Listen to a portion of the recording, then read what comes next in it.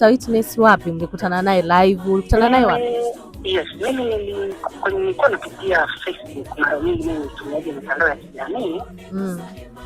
Kwa hiyo nikaona pachiko lake ameliweka Facebook linalozungumzia watu wenye matatizo ya mifupa, wenye kuumwa na miguu, viungo na mambo mengi tu. Ndio. Kwa hiyo nikamtafuta, maana niliona na namba zake za WhatsApp na namba za kupiga kawaida.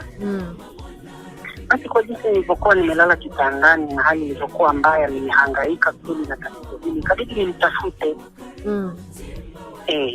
Baada ya kumtafuta akanipa maelekezo. Sikuamini kwa wakati huo, lakini kwa hali nilikuwa nayo nikamtafuta. Sasa nikasema ngoja nitafute, ninaweza nikapata msaada, na kweli msaada nimeupata na nashukuru.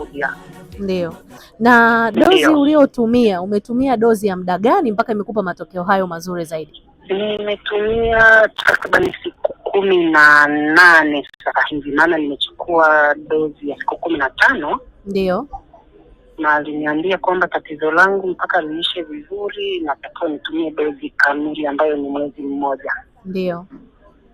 Lakini mpaka hapa nilipofikia na karibia kumaliza dozi hiyo, lakini hali ni nzuri. Yaani yawezekana ni kwamba tu kwa hali ninayosikia angekuwa mtu mwingine nisingerudi hata kumalizia dozi, kwa sababu ninajisikia kama nimepona kabisa. Lakini itabidi nirudie dozi, maana ndio ushauri wake kwamba nimalize dozi kabisa ili tatizo hilo lisijirudie tena, liishi moja kwa moja. Okay, sawa Mr.